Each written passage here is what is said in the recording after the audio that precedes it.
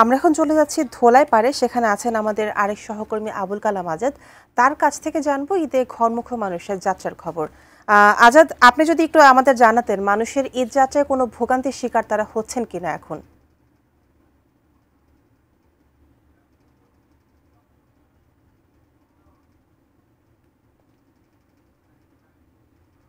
আজাদ, আমরা জানি আপনি এখন যেখানে আছেন এই ঈদে যখন বৃষ্টি হচ্ছে অনবরত, এই অবস্থায় মানুষের যাত্রায় কোনো ভোগান্তির শিকার তারা হচ্ছেন কিনা, কোনো অভিযোগ আছে কিনা, সেই ব্যবস্থা।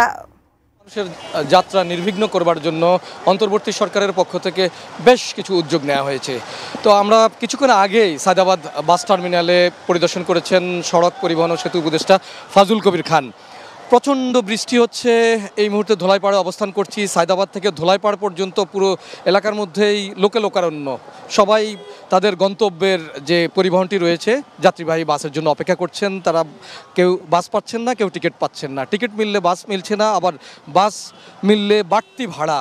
উপদেষ্টা ফাজুল কবির খান এই সায়দাবাদ বাস টার্মিনাল পরিদর্শনে এসে যে বিষয়টি দেখলেন, যেখানেই তিনি পরিদর্শন করছেন সেখানেই কম বেশি বাড়তি ভাড়ার যে অনিয়মটি রয়েছে সেটি তিনি পাচ্ছেন। তো সব মিলিয়ে আসলে এখানে লাল সবুজ হিরো বাংলা সহ যে পরিবহনগুলোতেই তিনি অনিয়ম পেয়েছেন সেগুলোতে জরিমানা করেছেন। তার কাছে একটি প্রশ্ন ছিল যে এই যে বাস পাচ্ছেন না বা যাত্রীদের যে ভোগান্তি কিংবা যানজটের কথা বলা হচ্ছে, এগুলো নিরসন করবার জন্য কোনো উদ্যোগ নিয়েছেন কিনা। সে জায়গাটিতে বলেছেন যে পদ্মা সেতুর সংলগ্ন যে এক্সপ্রেসওয়ে সেখানে বেশ খানিকটা যানজট তার কাছে খবর এসেছে। সেই জায়গাটিতে যেভাবে যানজট নিরসন করা যায় কিংবা ঘরমুখো যাত্রী যারা রয়েছেন তাদের ভোগান্তি নিরসন করবার জন্য সেই জায়গাটিতে বাড়তি উদ্যোগ নিয়েছেন, যেটি সমস্যা নিরসন করবার জন্য। অপরদিকে ঢাকা চট্টগ্রাম হাইওয়েতে এটি যানজটের অভিযোগ এসেছে, যে কারণে গণপরিবহনগুলো বা যাত্রীবাহী বাসগুলো যেগুলো রয়েছে দূরপাল্লার, সেগুলো সময় মতো আসছে না, এরকমটি বলা হচ্ছে।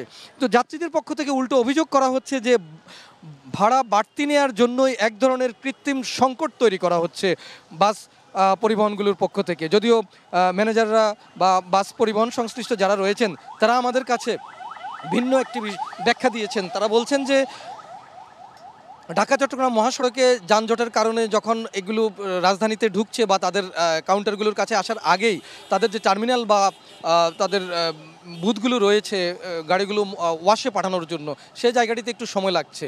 তখনকার মতো এই ছিল আমার কাছে সবশেষ।